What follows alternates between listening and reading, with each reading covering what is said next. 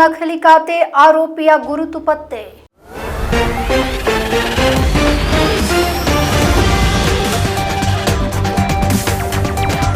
ಕಳೆದ ವಾರವಷ್ಟೇ ಸೈಬರ್ ವಂಚಕರ ಜಾಲ ಪತ್ತೆ ಮಾಡಿ ಮೂವರನ್ನ ಬಂಧಿಸಿದ್ದ ಹುಬ್ಬಳ್ಳಿ ಸೈಬರ್ ಅಪರಾಧ ಠಾಣೆಯ ಪೊಲೀಸರು ಉಡುಪಿಯ ಪ್ರಜ್ವಲ್ ಶೆಟ್ಟಿ ಎಂಬ 4ನೇ ಆರೋಪಿಯನ್ನ ಮುಂಬೈನಲ್ಲಿ ಬಂಧಿಸಿದ್ದಾರೆ.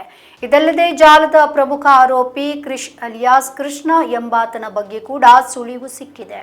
ಮುಂಬೈನ ಉದ್ಯಮಿ ಕ್ರಿಶ್ ಬಗ್ಗೆ ಪ್ರಜ್ವಲ್ ಶೆಟ್ಟಿ ವಿಚಾರಣೆಯ ವೇಳೆ ಬಾಯ್ಬಿಟ್ಟಿದ್ದಾನೆ.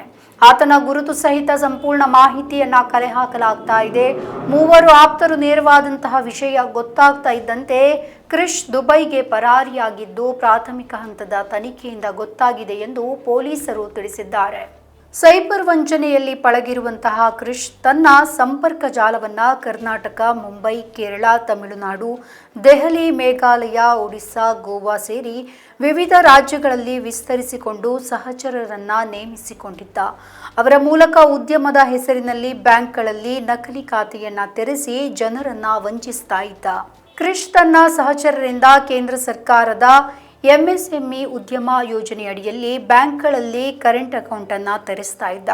ಆನ್ಲೈನ್ ಪೋರ್ಟಲ್ನಲ್ಲಿ ಮಾಲೀಕನ ಹೆಸರು, ವಿಳಾಸ ಮತ್ತು ಕಚೇರಿ ಸ್ಥಳದ ಮಾಹಿತಿಯನ್ನ ನಮೂದಿಸಿ ನೋಂದಣಿ ಮಾಡಿಕೊಂಡ್ರೆ ಅಲ್ಲಿಯೇ ಪ್ರಮಾಣ ಪತ್ರ ಸಿಗ್ತಾ ಇತ್ತು. ಪ್ರಜ್ವಲ್ ಸಹಾಯದಿಂದ ಕ್ರಿಶ್ ಮುಂಬೈಯಲ್ಲಿ ರಾಕ್ಷಿ ಎಂಟರ್ಪ್ರೈಸಸ್ ಎನ್ನುವ ಹೆಸರಿನಲ್ಲಿ ಕಂಪನಿಯನ್ನ ತೆರೆಸಿ ಕೊಠಡಿಯನ್ನ ಬಾಡಿಗೆ ಪಡೆದು ನಾಮಫಲಕವನ್ನ ಹಾಕಿಸಿದ್ದ. ಅದಕ್ಕೆ ಆತ ಪ್ರಜ್ವಲ್ಗೆ 5 ಲಕ್ಷ ರೂಪಾಯಿಯನ್ನ ನೀಡಿರುವಂತಹದ್ದು ಕೂಡ ತಿಳಿದು ಬಂದಿದೆ. ಉದ್ಯಮ ಯೋಜನೆಯಡಿಯಲ್ಲಿ ಸಹಚರರಿಂದ 37 ನಕಲಿ ಖಾತೆಯನ್ನ ತೆರೆಸಿ ಜನರನ್ನ ವಂಚಿಸಿ ನೂರಾರು ಕೋಟಿ ಹಣವನ್ನ ವರ್ಗಾಯಿಸಿಕೊಂಡ ಬಗ್ಗೆ ಕೂಡ ಮಾಹಿತಿ ಇದೆ ಅಂತ ಪೊಲೀಸರು ಹೇಳಿದ್ದಾರೆ. ನಮ್ಮ ಈ ವಿಡಿಯೋ ನಿಮಗೆ ಇಷ್ಟ ಆದಲ್ಲಿ ಲೈಕ್ ಮಾಡಿ, ಶೇರ್ ಮಾಡಿ, ಕಮೆಂಟ್ ಮಾಡಿ ಮತ್ತೆ ಸಬ್ಸ್ಕ್ರೈಬ್ ಮಾಡಿ.